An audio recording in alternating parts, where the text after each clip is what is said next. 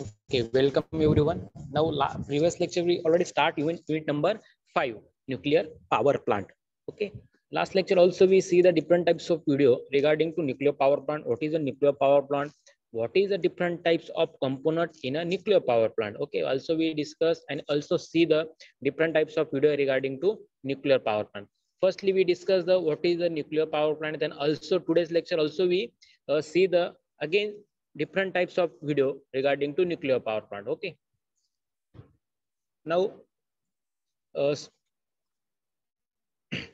starting topics cover in the lecture waste heat recovery. Last lecture we also taken a waste heat recovery, cogeneration and trigeneration, and in this unit we taken a classification, gender arrangement and the operating principle of the nuclear power plant. So first we discuss the introduction. Starting we understand what is the nuclear power plant, then was then discuss the different types of classification. Okay, स्टार्टिंगला आपण बघणार आहे की introduction. आपण ज्या last lecture मध्ये काही videos आपण प्ले केल्या होत्या, शो केल्या होत्या, त्या व्हिडिओज मध्ये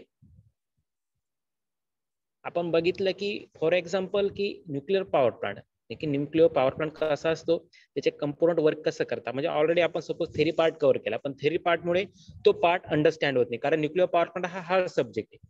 नेमकी न्यूक्लिअर पॉवर प्लांटचे कंपोनंट कोणते असतात?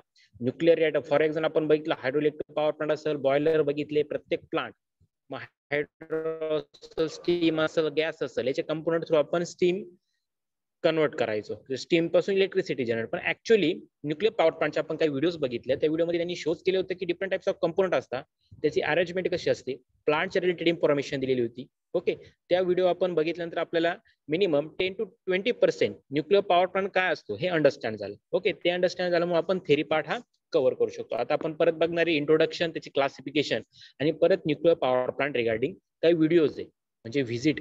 ओके, अदर कंट्रीमध्ये न्यूक्लिअर पॉवर प्लांट एक व्हिजिट केलेली आहे. नेमकी व्हिजिटमध्ये ते कंपनीचं वर्किंग कसं असतं त्यांनी तिथे शो केलेले, आपण ते बघणार आहे. Okay, now nuclear power starting introduction is the to fulfil the growing demand of electricity and source like water and coal limited edition.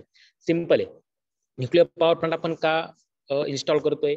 Simple त्यांनी सांगितलं की इलेक्ट्रिसिटीचं डिमांड खूप आहे. ओके, इलेक्ट्रिसिटी डिमांड खूप असल्यामुळे आपल्याला वॉटर आणि कोल, अदर जे पॉवर प्लांट आहे, आपण अदर पॉवर प्लांट बघितले, steam power plant, gas power plant, okay, hydro असेल, हे different types of power plant बघितले. मग त्या पॉवर प्लांटला रिक्वायरमेंट काय होती?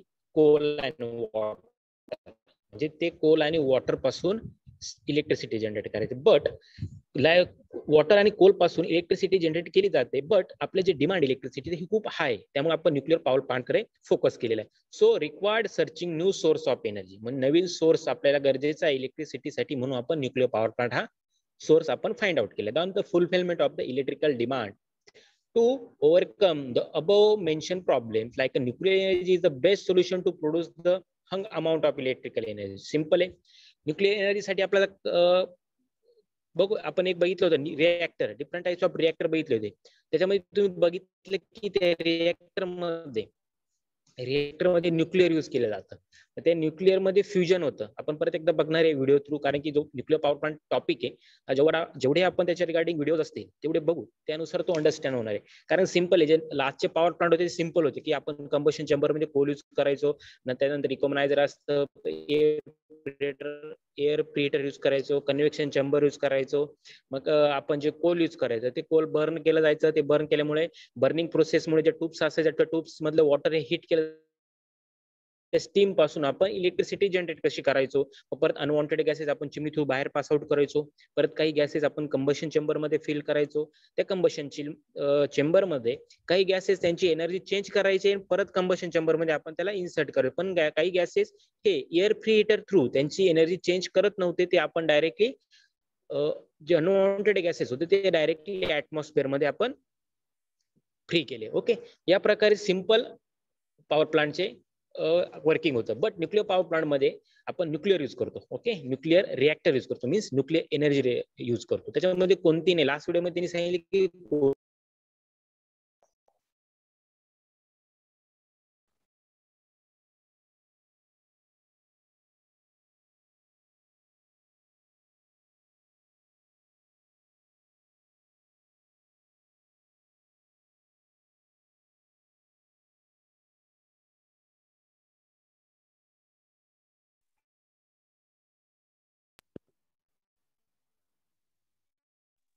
Okay, this is the nuclear energy. आणि न्यूक्लिअर एनर्जी आपण काय करतो कंबशन चेंबर मध्ये न्यूक्लिअर एनर्जी फ्युजन करतो.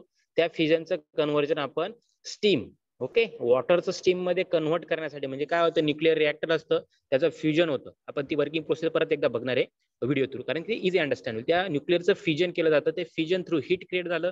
हीट क्रिएट झाल्यामुळे तुमचं जे वॉटर असतं ते वॉटर स्टीम केलं जातं, आणि त्या स्टीमचं जनरेशन ऑटोमॅटिकली तुमच्या इलेक्ट्रिसिटीमध्ये केलं जातं. बट जे न्यूक्लिअर एनर्जी यूज करतो, या न्यूक्लिअर एनर्जीमुळे जे अमाऊंट ऑफ इलेक्ट्रिक एनर्जी ही जास्त प्रमाणामध्ये प्रोड्यूस होते. That is the purpose for using this type of energy in a for the demand, completing the demand of energy. Now the similar to the thermal power plant. In the thermal power is used to produce the heat energy. Okay, already we discussed what is the thermal power plant process. Coal is used to produce the heat energy. On the other, nuclear heat energy is produced with fusion process of uranium, thorium and plutonium. Okay, आपण nuclear energy म्हणजे fuel कोणते use करू शकतो, uranium use करू शकतो. Fusion म्हणजे nuclear energy जी आपण nuclear power plant मध्ये यूज करणार आहे कंबशन मध्ये, ती कोणती असणार आहे? मग आपण बघितलं coal different types of coal असतं. फ्यूल बघितलं, डिझेल असेल, पेट्रोल असेल. ओके, या टाइपचे फ्यूल असतात. त्या रिगार्डिंग हीट एनर्जीसाठी काही न्यूक्लिअर असतात. मग कोणकोणते असत्या? युरेनियम आहे, टेरियम आहे, प्लुटोनियम आहे. मग हे 3 टाइपची आपण एनर्जी हे न्यूक्लिअर पॉवर प्लांट मध्ये हीट कन्वर्ट करण्यासाठी किंवा हीट क्रिएट करण्यासाठी यूज करतो. Then a nuclear power plant or nuclear power station is a thermal power station in the which the heat source is a nuclear reactor. Simple आहे. मग ते आपण जे यूज करतोय nuclear, that is a nuclear reactor. As it is the typical of thermal power station, heat is used to generate steam that drive a steam turbine connected to generator that produce the electricity. आपण बघितलं आता simple आहे. आपण खूप टाइपचे different types of power plant बघितले. तुम्ही बघितलं की different types of power plant बघितले, फक्त त्याच्यामध्ये प्रोसेस काय चेंज आहे की जी आपण इलेक्ट्रिक हीट कंबशन चेंबर मध्ये आपण कधी फ्यूल यूज करतो, कधी वूड यूज करतो, कधी आपण कोल यूज करतो. ह्या प्रोसेस चेंज आहे फक्त. बट जेव्हा जी बर्निंग प्रोसेस होते, म्हणजे वॉटरचं स्टीम मध्ये कन्वर्ट होतं, वॉटरचं स्टीम मध्ये कन्वर्जन आणि स्टीमचं कन्वर्जन इलेक्ट्रिसिटी, ही प्रोसिजर सर्व प्लांट मध्ये सेम आहे. सिंपल आहे. ऑलरेडी जर आपलं स्टीम कन्वर्ट झालं तर ऑलरेडी आपल्याकडे टर्बाईन असणार आहे. टर्बाईन मध्ये ते स्टीम थ्रू ती टर्बाईन रोटेट होणार आहे, त्या थ्रू जनरेटर असणार आहे, जनरेटर थ्रू आपली इलेक्ट्रिसिटी ही प्रोड्यूस होणार. ही प्रोसिजर सर्व प्लांट मध्ये सेम आहे. बट ती स्टार्टिंग प्रोसिजर आहे, म्हणजे जे आपण फ्यूल यूज करतो, कोल यूज करतो किंवा एनर्जी यूज करतो, ही चेंज आहे फक्त. मग काही ठिकाणी डिझेल असेल, पेट्रोल असेल, वूड असेल, ओके, कोल असेल, मग त्याच्यानंतर अजून हीट एनर्जी असू शकते, मग युरेनियम, थोरेनियम, प्लुटोनियम. ओके, म्हणजे स्टार्टिंगची जी फ्यूल प्रोसिजर आहे, कंबशन प्रोसेस आहे, ही चेंज आहे. बाकी steam conversion, turbine and the generator, that is the same procedure for all the nuclear power plant. Okay, या प्रकारे आपला असणार आहे nuclear power plant. See the nuclear power plant, बघूया nuclear fuel and nuclear fission. They are given 2 types of fuel. Okay, nuclear fuel is an material that can be consumed to drive a nuclear energy. The most common type of nuclear fuel is a feasible element that can be made of undergo nuclear fission chain reaction and nuclear reactor. Simple आहे. आपण जे nuclear power plant use करतोय, त्या nuclear power plant मध्ये आपण nuclear energy use करतोय, तर obviously nuclear energy use करतोय, तर त्या न्यूक्लिअर एनर्जी आपण त्याचं हिट मध्ये कन्वर्ट करतोय. जसं आपण कोल यूज केलं, बर्न केलं, कोलला काय करतो, बर्न करतो. फ्यूल काय असतं, फ्यूलला आपण बर्न इंजेक्ट करतो, बर्न करतो. बर्न केल्यामुळे काय होतं, हिट, जे हिट क्रिएट होतं ते डायरेक्टली ट्यूब्सला, त्या वॉटर ट्यूब्सला स्टीम मध्ये कन्वर्ट करतं. इथे पण तीच रिएक्शन आहे, फक्त ते चेंज केलेले न्यूक्लिअर रिएक्टर यूज केले.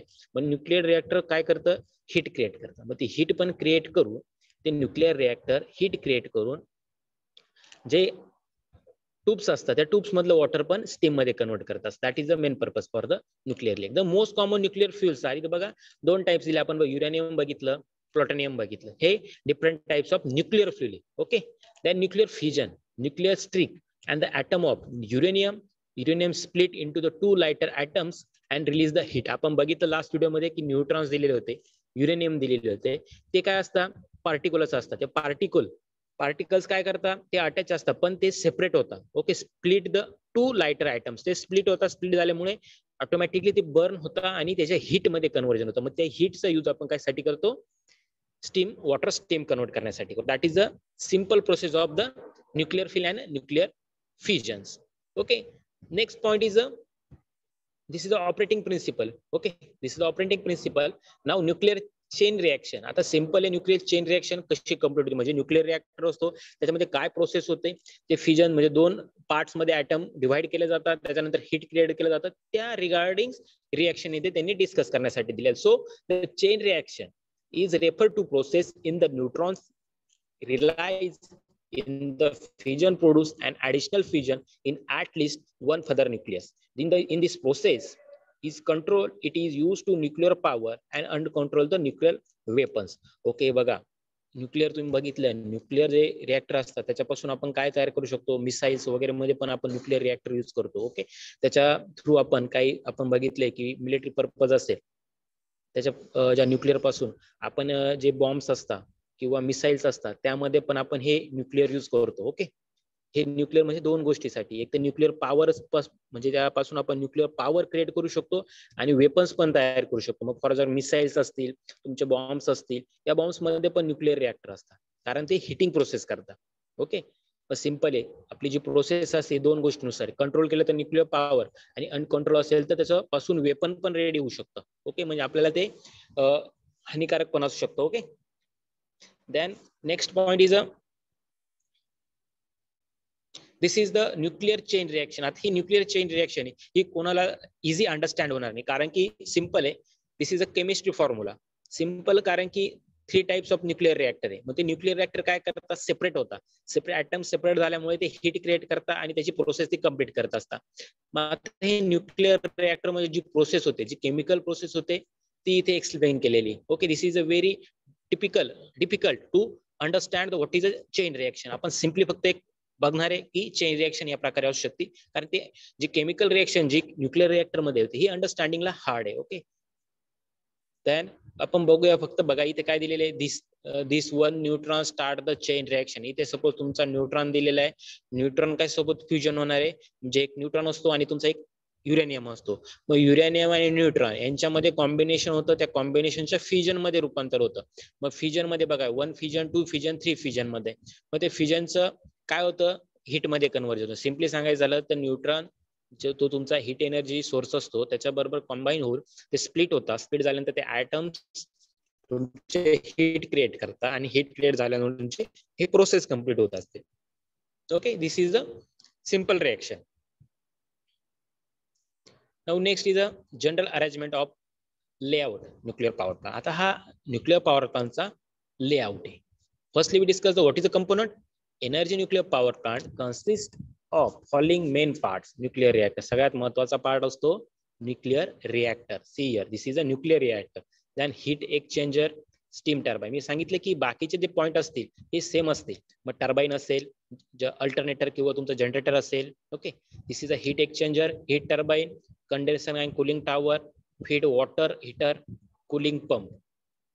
Okay, nuclear reactor. Okay, this is a nuclear reactor, hot metal, nuclear reactor, hot metal, then filter, this is the pump, this is the cold metal, again given the heat exchanger. Simple आहे, इथे nuclear reactor use करणार. ह्या nuclear reactor मध्ये काय होणार आहे, तुमचं heat create होईल. मग ते हीट क्रिएट झालेलं असेल ते हॉट मेटल असेल आणि कोल्ड मेटल असेल. तर हॉट मेटल, जे हॉट मेटल असेल ते डायरेक्टली पास कशात होणार आहे, तुमच्या स्टीम मध्ये कन्वर्ट होणार. Hot metal directly converted into the steam by the use of heat exchanger. Heat exchanger through directly steam मध्ये कन्वर्ट. बट इथे बघा फिल्टर यूज केले आणि पंप यूज केले आणि कोल्ड वॉटर यूज केले. म्हणजे सपोज हॉट वॉटर इथून इन्सर्ट केलं. ओके, हॉट वॉटर सिंपल आहे बघा, इथे न्यूक्लिअर रिएक्शन झाली. ओके, त्याचं हिट मध्ये कन्वर्ट झालं. जे हॉट वॉटर होतं ते हॉट वॉटर डायरेक्टली एक हिट एक्सचेंजर मध्ये कन्वर्ट झालं. आणि जे हॉट वॉटर असेल ते स्टीम मध्ये कन्वर्ट होणार आहे. वॉटरला स्टीम मध्ये कन्वर्ट करणार जे हिट असेल ते हीट एक्सचेंजर थ्रू वॉटरला स्टीम मध्ये कन्वर्ट करणार आहे, ते डायरेक्टली इथे पास होईल. राईट, बट त्याच्यामधले जे पार्टिकल असतील म्हणजे जी हीट एनर्जी असेल ती कोल्ड असणार आहे. ओके, जी हीट एनर्जी असेल कोल्ड असणार आहे. सिंपल आहे, वॉटरचं स्टीम मध्ये कन्वर्ट झालं. ओके, वॉटरचं स्टीम मध्ये कन्वर्ट झालं म्हणजे ते हॉट आहे. ओके, ते वॉटर हॉट असणार आहे, ती स्टीम हॉट असणार आहे. बट तुम्ही जर बघितलं वॉटरचं टेम्परेचर कमी असेल म्हणजे हॉट नसेल तर ऑब्विसली त्या वॉटरचं वेपर मध्ये किंवा स्टीम मध्ये कन्वर्ट होत नाही. मग सपोज जे हॉट वॉटर असेल स्टीम मध्ये कन्वर्ट झालेलं ते डायरेक्टली पुढे पास होईल ह्या वॉलला. बट जे कोल्ड असेल, हे प्रोसेस करत असताना काही वॉटर आणि काही स्टीम ही कोल्ड होणार आहे, ती डायरेक्टली परत कोल्ड स्टीम कुठे पास केली जाणार आहे, तुमच्या न्यूक्लिअर रिएक्टर बाई दिस इज अ कोल्ड मेटल, या पंप थ्रू इथं पंप यूज केला, ह्या पंप थ्रू फिल्टर करून ती परत पार्टिक्युलर त्याच्यामध्ये मिक्स न होता ती फिल्टर करून परत ती न्यूक्लिअर रिएक्टर मध्ये इन्सर्ट केली जाणार, परत ती हॉट मध्ये कन्वर्ट होईल, परत हीट एक्सचेंजर मध्ये जाईल, जी हॉटेड असेल ती स्टीम मध्ये कन्वर्ट होऊन वॉल मध्ये इन्सर्ट होईल, आणि जी कोल्ड असेल ती परत ही प्रोसिजर कंप्लीट करेल. ओके, मग वॉल मध्ये गेल्यानंतर हा वॉल काय असेल, आपला फ्री वॉल असेल, की स्टीम आपल्याला टर्बाईनला किती प्रोव्हाइड करायची त्यासाठी हा वॉल इथे यूज केलेला आहे. ओके, हा वॉल थ्रू टर्बाईन मध्ये स्टीम एंटर करणार. ओके, टर्बाईन मध्ये जी स्टीम असणार आहे त्या स्टीमच्या स्पीडनुसार टर्बाईनचे ब्लेड रोटेट होणार. हे ब्लेड रोटेट झाल्यामुळे त्या टर्बाईनला कनेक्टेड काय असणार, तुमचं अल्टरनेटर मीन्स जनरेटर. मग ते अल्टरनेटरचा सिंपल आहे, अल्टरनेटरचा यूज आपण इलेक्ट्रिसिटी जनरेट करण्यासाठी करतो. तुम्ही बॅटरी बघा, सोलर एनर्जी बघा, सोलर एनर्जी असेल, विंड एनर्जी असेल, तुम्ही जर प्रोजेक्ट केला सोलर आणि विंड एनर्जीवर, तर ते आपण कन्व्हर्ट करण्यासाठी, सोलर आणि विंड एनर्जी कन्व्हर्ट करण्यासाठी अल्टरनेट यूज करतो, कारण की ती मेकॅनिकल एनर्जी इलेक्ट्रिकल एनर्जी मध्ये कन्व्हर्ट करते. सिंपल आहे, टर्बाईन रोटेट होते, रोटेट झाल्यामुळे ते सायकल कंप्लीट केल्यामुळे ते मेकॅनिकल एनर्जी ही इलेक्ट्रिकल एनर्जी मध्ये कन्व्हर्ट होत असते. ओके, मग याच्यामधले टर्बाईन मधले जे एक्झॉस्ट स्टीम असेल, एक्झॉस्ट स्टीम म्हणजे आपण कसं एक्झॉस्ट गॅस म्हणतो, जसं एक्झॉस्ट स्टीम असेल ती परत कंडेन्सर मध्ये पास होईल. ओके, ही कंडेन्सर मध्ये पास झाल्यानंतर जी अनवॉन्टेड असेल ती कूलर टॉवर मध्ये पास केली जाईल, सॉरी जे अनवॉन्टेड असेल ती बाहेर पास केली जाईल, आणि जी काही असेल ती स्टीम ती परत कुलिंग वॉटर मध्ये येणार. कुलिंग वॉटर परत सेम इथे जी प्रोसिजर कंप्लीट केली ती प्रोसिजर करणार. कुलिंग वॉटर मधून ते वॉटर परत इथे कंडेन्सर मध्ये येणार, कंडेन्सर थ्रू ते परत हीट एक्सचेंज करण्यासाठी इथे प्रोसीड केलं जाणार, म्हणजे आपण वेस्ट हीट रिकव्हरी म्हणतो. आता सपोज इथे एक प्रोसेस केलेली आहे, इथे एक प्रोसेस केलेली. सपोज आपण डायरेक्टली हीट एक्सचेंजर मध्ये स्टीम कन्वर्ट केली असती आणि डायरेक्टली वॉल थ्रू टर्बाईन मध्ये प्रोसेस केली असती आणि डायरेक्टली इलेक्ट्रिसिटी जनरेट केली असती, बट त्याच्यावरून जे अनवॉन्टेड एनर्जी गॅसेस आहे, म्हणजे जी हीट आहे, ती हीटला आपण परत कन्वर्ट करू शकतो. जी वेस्ट जाते, जी हीट वेस्ट जाते, ती हीट जर आपण रिकव्हर केली नाही तर इलेक्ट्रिसिटी ही कमी मिनिमम जनरेट होईल आणि लॉसेस जास्त होतील. त्यामुळे आपण हे दोन प्रोसेस केलेले आहे, का जी कोल्ड इलेक्ट्रिसिटी असते ती वेस्ट न जाता परत हॉट केली जाते आणि परत हीट एक्सचेंजर मध्ये इन्सर्ट केली जाते. इथे पण जे एक्झॉस्ट स्टीम असेल ती एक्झॉस्ट स्टीम कंडेन्सर थ्रू आणि कूलर वॉटर थ्रू परत पंप करून हीट एक्सचेंजर मध्ये इन्सर्ट केली जाते. परत हीट एक्सचेंजर हीट एक्सचेंजर मध्ये इन्सर्ट केली जाते, परत ती न्यूक्लिअर रिएक्टर मध्ये इन्सर्ट करून परत हॉट वॉटर थ्रू परत स्टीम कडे, म्हणजे जे इथे वेस्ट जी हीट होते आणि इथे जी वेस्ट होते, या दोन्ही वेस्ट एनर्जी परत रिसायकल करून परत ती प्रोसेस केली जाते. Okay, this is a simple diagram for the nuclear power plant. Okay, या प्रकारचे अरेंजमेंट दिलेले आणि प्रोसेस दिलेले. different types of component, nuclear reactor, heat exchanger, steam turbine, condenser, cooling water, condenser and cooling tower, feed water heater and cooling pump. Okay, या प्रकारचे simple process आहे. So our next part, nuclear reactor. आता पहिला जो component आहे तो discuss करणार आहे, what is a nuclear reactor? A nuclear reactor is a device is which nuclear chain reaction are initiated, controlled and sustained at the steady rate, as opposed to a nuclear bomb in which the chain reaction occurs in a fraction of a second and uncontrolled cause of explosion. Simple बघा त्यांनी काय दिलेले, आपण small neutrons use करतो nuclear reactor मध्ये, आपण small neutron use करतो, त्यामुळे ते काय होतं, एक्सप्लोड होता म्हणजे बर्न होता आणि ते हिट क्रिएट करतात. बट तुम्ही बघितले मिसाईल्स बॉम्ब्स मध्ये की लार्ज प्रमाणाच्या म्हणजे ज्याची रिएक्शन असते ही लार्ज प्रमाणात होते, त्यामुळे ते बर्निंग प्रोसिजर हाय असते आणि एक्सप्लोजन पण जास्त होतं, त्यामुळे काय होतं, uncontrolling for cause any explosion. Nuclear reactor consist of following component. आता कंपोनेंट कोणकोणते nuclear reactor? Fuel tube, shielding, moderator, control rods and containment. First is a fuel tube. Fill with the पेटलेट और uranium. Simple आहे, त्या tubes मध्ये uranium fill केलं जातं. तुम्हाला मी दाखवणार आहे, आपण लास्ट लेक्चर पण बघितलं की न्यूक्लिअर रिएक्टर तिथे यूज केलं असतं. न्यूक्लिअर रिएक्टर मध्ये त्या निडल्स असतात, त्या निडल्स फिल केल्या जातात त्या ट्यूब्स मध्ये. Then shielding, protection against alpha beta आणि gamma rays. Okay, reaction complete करण्यासाठी protection against gamma, beta and gamma rays are provided to in a nuclear reactor. Moderator, slow down the neutrons release, heavy water, barium, graphites. Okay, या काही प्रमाणामध्ये त्याच्यामध्ये काय insert केलं जातं, heavy water, बर्नियम आणि graphites. Control rods made of a material that absorb neutrons are inserted into the bundles using a mechanism that can be raised or lower the control rods the control rod essential containment neutrons absorb like a boron cadmium इडेरियम. Okay, आता rods दिलेले, त्याच्यामध्ये rods कशासाठी दिलेले की reaction complete करून heat burn होण्यासाठी तिथे रॉड्स प्रोव्हाइड केले. मग टाइप्स ऑफ रॉड्स आहे फॉर बोरॅनियम कॅडमियम आणि ओके, या टाइपचे रॉड्स दिले. आपण बघितलं की डिफरंट टाइप युरेनियम असेल, ह्या टाइपचे आपण रिएक्टर यूज करतो आणि त्या बर्न करण्यासाठी काही रॉड्स यूज करतो. जसं म्हणजे आपलं इंजेक्टर असतं, इंजेक्टर बर्निंग प्रोसेससाठी यूज करतो, तसंच कंट्रोल रॉड आपण तिथे यूज करत असतो. Containment concrete lines cavity acting as a radiation shield, this is a containment. आता हे काही काही पार्ट्स दिले, हे पार्ट्स काय काय आपण आता व्हिडिओ थ्रू ते बघणार आहोत. Okay, this is a next is a heat exchanger. स्टार्टिंगला आपण एक्सप्लेन करून द्या की न्यूक्लिअर रिएक्टर काय असतं, हीट एक्सचेंजर काय असतं, आणि व्हिडिओ थ्रू आपण डायरेक्टली बघणार आहोत की तो पार्ट कसा असतो, त्याचं वर्किंग कसं असतं, ते इझिली व्हिडिओ थ्रू आपल्याला अंडरस्टँड होईल. Now the heat exchanger, it is a consist of following component: coolant, steam generator and steam separator. There are three types of heat exchanger. Coolant, आपण बघितलं coolant होतं transfer the heat generator inside the reactor to heat, म्हणजे जे cold water होतं ते cold water आपण परत pass कुठं करायचो, रिएक्टर मध्ये. Then exchanger for utilization of power generation either ordinary water और heavy water is to the coolant. Steam generator are heat exchanger used to convert water into steam from heat produced in a nuclear reactor core. Then steam separator, steam from the heat coolant is fed to the turbine to produce the electricity from generator. Steam separator use केले तर steam generator use केले तर steam generator directly electric energy convert करत होतं water to steam मध्ये, and steam generator used for produce the electricity from the generator. That is the purpose for using the heat exchanger. Okay, now another part of and component of the nuclear power plant and their function, steam turbine. Already तुम्हाला माहिती आहे steam turbine चं work काय आहे की water conversion जे असतं steam turbine through काय करत असतं, ती mechanical device that extract thermal energy from pressurized steam and convert it into the mechanical.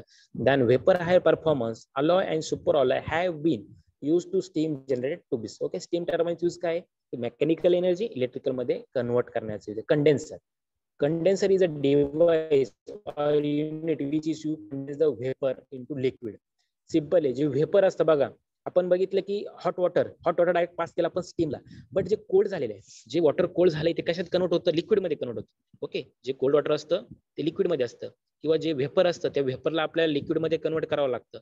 आपण या डायग्राम मध्ये बघितलं, सपोज जे वॉटर होतं हे वॉटर कोल्ड झालं, कोल्ड झाल्यामुळे आपला प्रोसेस काय करायची, त्याला परत आपल्याला लिक्विड मध्ये आणावं लागेल.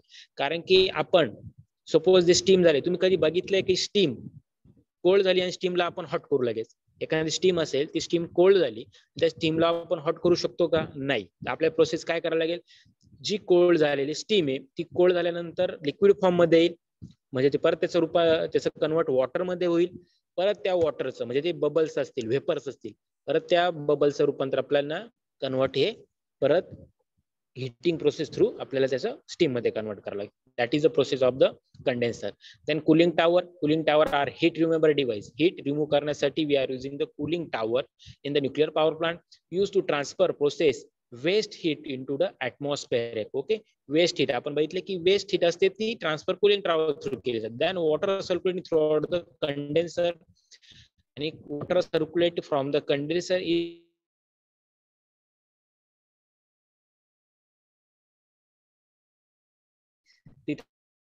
करत असतो ते waters, and the waste energy असते ती directly pass through of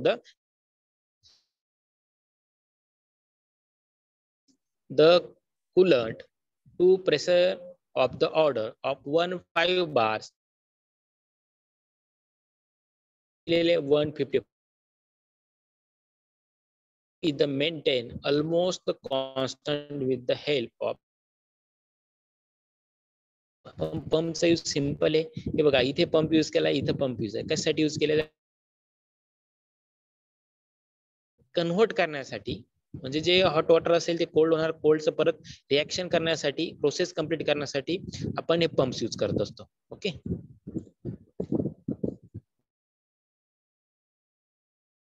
this is a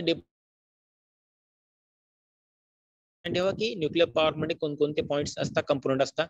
nuclear reactor heat exchanger, मग त्यात coolant, steam generator, steam separator, then steam turbine, then condenser. Okay, this is the different types of component for nuclear power plant and its function. Now the next point is the working. What is the working of nuclear power plant?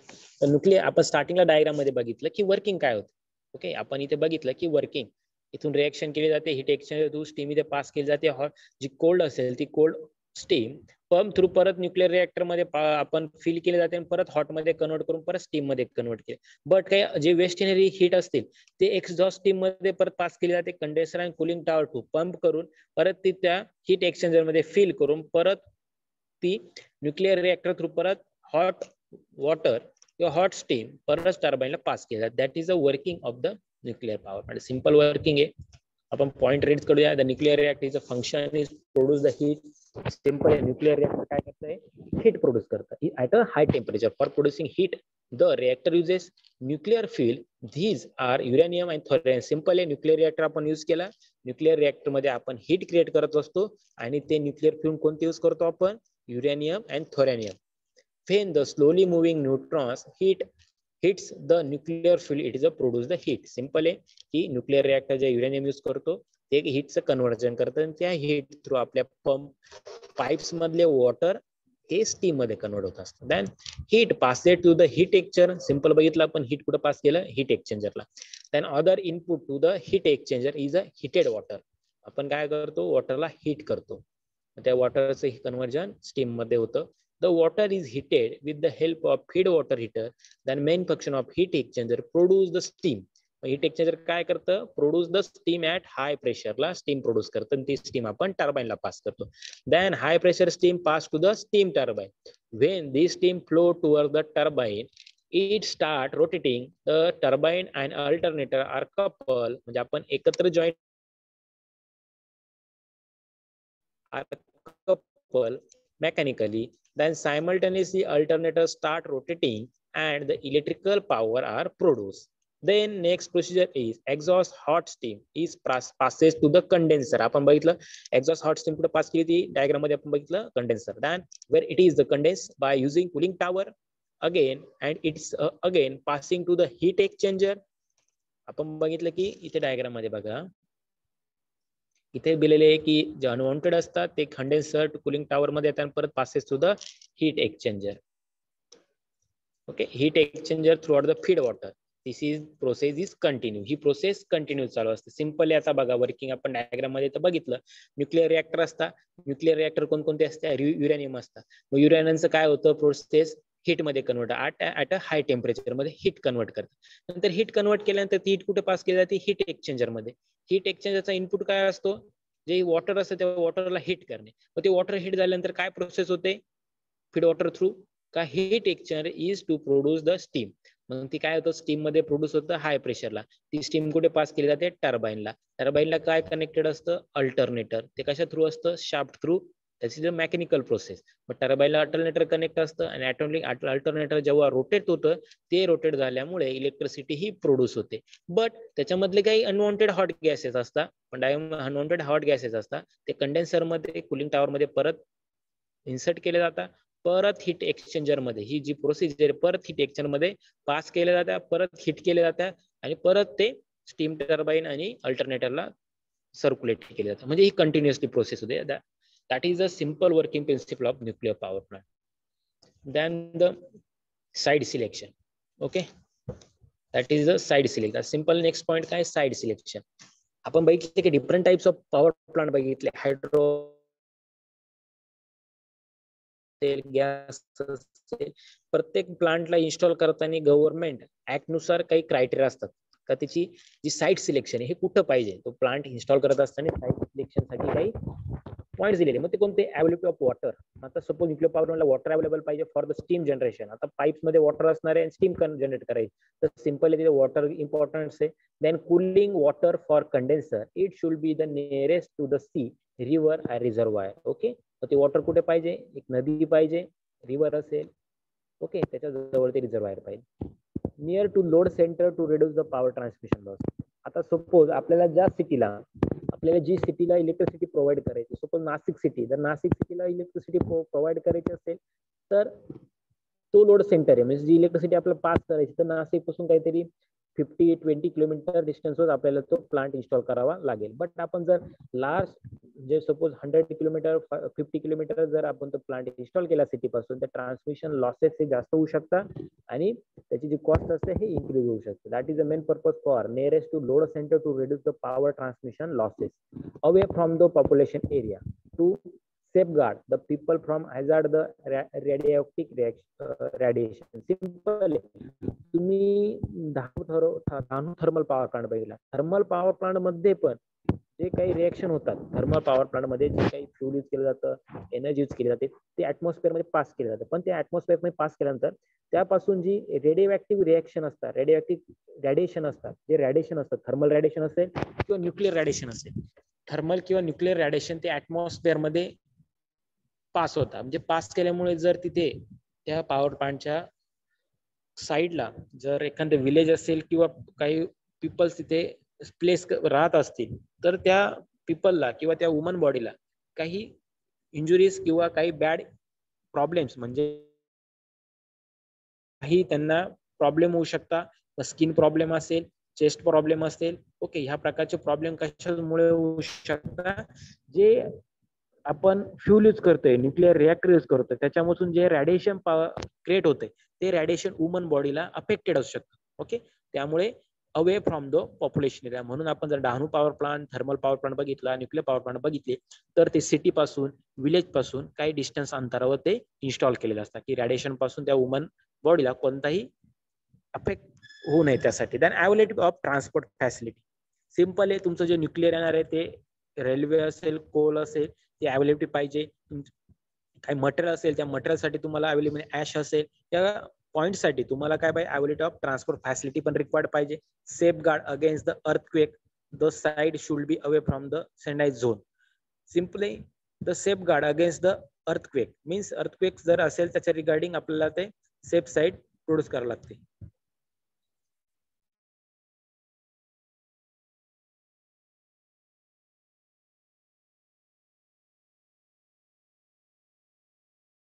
Okay, that is the safeguard against the earthquake. Next point is a radioactive waste disposal. Means the waste of nuclear power plant being radioactive, the site should be have sufficient space near the plant for disposal. Simple आहे, आपण जे nuclear reactor use करतो त्या nuclear reactor पासून आपण जसं बघितलं की वूड आपण बर्न करतो, वूड केल्यानंतर त्याचा कोळसा क्रिएट होतो, मग तो कोळसा आपण कसा करतो, कुठे पण डिस्पोज करतो, म्हणजे डिस्पोज करत असतो. बट जो न्यूक्लिअर रिएक्टरचा जो ऍश क्रिएट होतो किंवा त्याचा कोळसा जो असेल म्हणजे बर्न केल्यानंतर तो आपल्याला रेडिओ ऍक्टिव्ह, त्याच्यामध्ये रेडिओ ऍक्टिव्ह रेडिएशन असू शकता, म्हणून त्यामुळे तो वेस्टेज असतो, तो आपल्याला अशा ठिकाणी तो डिस्पोल करावा लागेल का त्यापासून कोणत्याही ह्युमन बॉडीला काही हजार्ड्स किंवा काही प्रॉब्लेम क्रिएट होणार नाही. त्यामुळे जे रेडिओ ऍक्टिव्ह वेस्ट डिस्पोल आहे, मग ते कोणतं असो, न्यूक्लिअर पॉवर प्लांट असतील,